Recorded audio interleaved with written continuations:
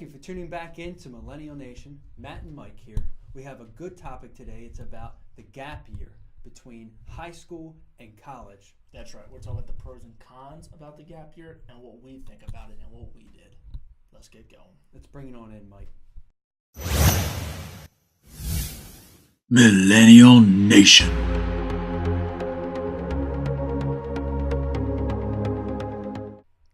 This is the last year that millennials will graduate from high school. This is the last year. So we're going to talk about the gap year between high school and college. Yep. And this is important because I think there's both sides. It's a growing new thing that's going on with students from high school to college. And we want to talk about it. Neither of us went to college right after high school, and neither of us had a gap year. Both of us went right into the workforce, started working real hard, and it really wasn't a gap year for us. But the first thing that I want to point out is some pros of it, which is when someone goes into a gap year, what are they doing? They're going there, they're going to, they always talk about in these articles the dreamy things of going and studying abroad, learning a new language, doing some volunteering, all these different things that just sound so good. Yeah. But is that really what's happening? Hell no. Hell no. So we are going to look at that. If you are doing those things, we see that it's very beneficial. Even if you're just going to work and you're working hard at 30 to 40 hours a week, I think that would be beneficial to someone to take a gap year, mature for a whole year, learn how to earn money. Responsibilities. And, responsibilities. Not too many because you got to go back to college.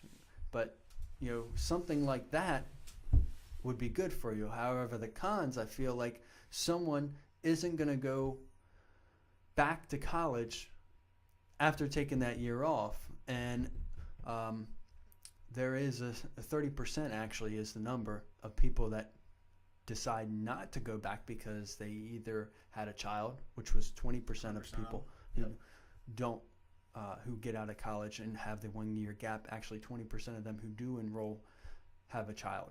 So that's good. I mean, 20%. You say, oh well, at least they're going back to college. Yeah. And that was for a 4-year bachelor's program actually. Yeah. So that's pretty good. But I'm sure there's a lot of people who decided to take that year off, had an accidental kid, or had let's just say, gained too much responsibility. They bought a car, they want a new car, so they bought a new car. Now they got payments. Moved out of the house, parents, blah, blah, blah. Like a new job. And who knows, maybe this could be a good thing because right now we have way too many people with bachelor's degrees or any kind of degree and not enough jobs to fill. Or they get them in stupid ass things. You got a bachelor's in art. Mm-hmm. Do we really need thousands of new jobs? I mean, is there 1,000 jobs in art? No. It's like, I know a few people that got degrees in doing history. They want to be a history teacher, and they're like, I can't find a goddamn job because it's not something that's, big. Mm-hmm. You know what I'm saying? So, I mean, they're always needed, but we don't need thousands of them introduced, to the workforce every day or every year. I personally think that the, gap year, I wish I did it. If I could have moved from here, went to Ocean City for a year, lived, worked part-time and stuff like that, would have been a great experience. I still wish I could have done it. But if you're going to sit home and do nothing and not even fucking work at least 30 hours or try to, like you said, learn a new language, go meet people, go to a different country, that's a waste of life. You're just doing nothing. Mm-hmm. Now, I don't think you need to start getting right into work and slaving away, to build yourself a name. You're 18. You got plenty of time for that shit. Take your time, figure out what you want to do. I mean, I wish I would have did more, got a mentor or did more shadowing in different areas that I was interested in. So you say, okay, I want to become an accountant. Go get a job at an accounting firm. See if you like it. You might get there and it's like, I can't sit in an office all damn day. This sucks. And you just saved yourself $60,000 plus interest for 20 years. Yeah, I think that's part of the volunteering that most of these articles talk about, or the colleges, they trying to persuade you, if you do decide to do the gap year, they persuade you to do volunteering, which is the cheap way. So you're not actually getting into a program to study abroad. Because let's get real, nobody wants to spend $30,000 on a year where they're not getting any accredited classes or having any academic increase for themselves. Yeah. And so when you say they offer these things and they cost $30,000, they want to add that debt to the end of it when you have to have a whole year of studying abroad or whatever you're doing. $30,000 is a lot of money when you're adding it on to the end. So when you're adding on to a $60,000. Yeah, well, that's even college. You're talking about Princeton or Yale or one of those places that you're going to. You're talking about way more money than that. You're talking about $60,000 a year. Yep. Well, I mean, and I was looking up, seeing what different countries do. Some countries like Denmark. I mean, I read about Denmark as in being a great place to retire, one of the best countries to retire at. But it says on here that if you don't get out of high school and go straight into college there, I'm not sure how, it doesn't say how, but they kind of penalize you, however you say the word is, for not going back. So now they have it to where they're giving you tax credits to go back that for, like, I don't know, you get $2,000 more tax credits to go back that first year, which is a great thing.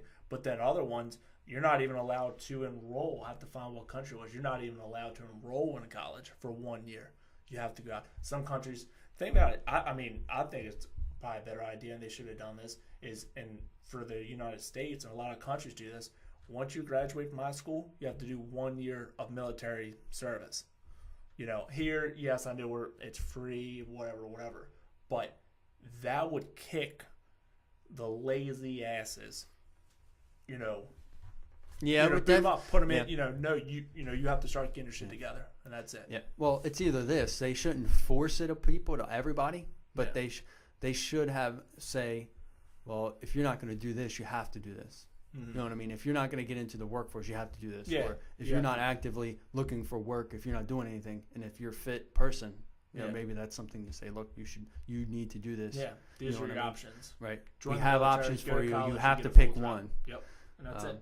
And they're not And controlling it is kind of, it's. I know, I get it. You want a free country, whatever. But you have to have limitations to how much free shit you're going to give out. Yeah. Well, we're in a mixed market. You know what I'm saying? The government controls part of it, and so does the market itself controls part of the regulations. And that's just the way it is. It's not changing. Yeah, but getting back to the pros and cons, here's a really entailing argument for the people who believe in it, which is people's GPAs are actually higher for the people who take the year off and go back. It's actually pretty substantial too. It's between 0.08 and 0.15 GPA better. I mean, that's pretty big. That's good. You know what I mean? You're talking about someone who has a 3.0 to a 3.15. Yeah. That's a pretty big difference. Yeah. I feel like, at least, that could be a letter grade between a class or, one class or two classes where you got a better letter grade. Yeah. And they're more, like you said, they gain more life experience and more maturity, than the people just go right into it because you just don't know what the hell you're going into. You go from having your parents control you to, a school that might be known for their party and atmosphere, and the next 4 years ain't going to benefit your maturity level at all. Yeah. Well, I can tell you right now, if I had a gap year at the end of high school, there wouldn't have been a gap. It would have been a party. Yeah. It would have been, I'm going to work at Ocean City, or I'm going to work somewhere where I can go have a great time. Yeah. And do my thing. Okay. Yeah. Let's just leave it at that. Yeah, I agree. Leave this at a family show here. Back then, that's what it would have been. Yeah, back then, of course. I probably would have still let myself, but I don't think I would have matured a bit. No. I was an academic person to begin with. Yeah, but we started working at a very young age. Yeah. I started working when I was 14 years old. So I believe that would help too. I think throwing someone into the trenches of the workforce when you're getting out of high school, you haven't had a job ever in high school, and you say, I want to go to college, but you've never actually experienced any responsibility in your life, and now you're about to go out on your own to experience an academic stressful life. I don't think that's a good way to progress yourself into that kind of lifestyle, right? Yeah. I mean, to me, I got thrown into it. It wasn't like you gotta get a year off. You can go somewhere. I mean, let's get real. Not a lot of parents have the money to do that anyway. To fund that. You're gonna have everybody's parents, and now who's gonna pay for it? You know what I mean? Yeah. So that's not gonna happen. Yeah. Well, my thing is, you know, I did college after school, but it wasn't much. A class or two a semester, and that I went full time, but I'll say 2 or 3 years. Like I think it was 09. But here's what I don't understand. I mean, me personally, doing school, I see people today, and we know them, that they get ridiculously stressed out over school, and I'm like, this is just school. Yeah. What the do you think it should be like when you get out? It's worse. It's harder, and you can barely, you're pointing out. I mean, once again, business is different than other courses, but if you don't pass this course, it's not the end of life. You know what I'm saying? I think people put so much stress on this shit. If you don't get it right the first time, life's over. Like, oh my god, my parents are killing me. More than one chance. Yeah, I'm like, dude, they set the bar so high, it's so ridiculous, and they're like, "What do you want to become? Are you trying to like become the best neurosurgeon in the whole country, or are you trying to become a basic doctor, a good medical doctor? Like what are you trying to do here? I mean, of course, now you say, oh well, I want to be the best medical doctor I can be. Of course, we get that, but what in reality? You have to put in reality here. Yeah. I could take high amounts of stress just from how I'm built, I guess. I don't get stressed out or stuff. But I mean, certain people, they just collapse under the pressure because you put so much on it. And if your parents put so much stress on you, one of my ex-girlfriends, her family put so much on her about, you better do great in college. If she didn't get like 4.0, they would like kick her out and never pay for anything. Like, I was just like, I don't even want to talk about that shit with you. Like me, I'm the opposite. She was becoming a nurse, and I cut grass for a living. So I was like, I don't even give a shit. But I don't know how people do that to your kids, saying you better get this shit done right the first time. That's all there's to it. Cutting you off. Yes, and I understand, do your best. That's fine. But some things you just don't get. In high school, I was terrible at math. Terrible at math. Okay? Today, I'm great at it. Wonderful at math. Can give you, percentages, whatever you want to know. Can I read and write? Yes, decent. Don't ask me to spell your word, because that's, terrible. But it takes time to learn shit like that.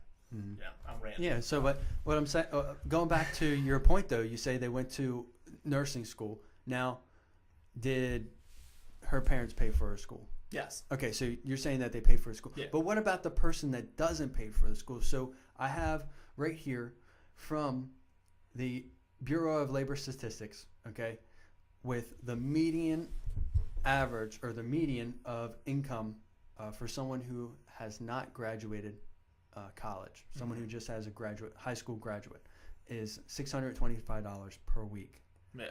And the person who has is college graduate makes a weekly median wage of $1,066.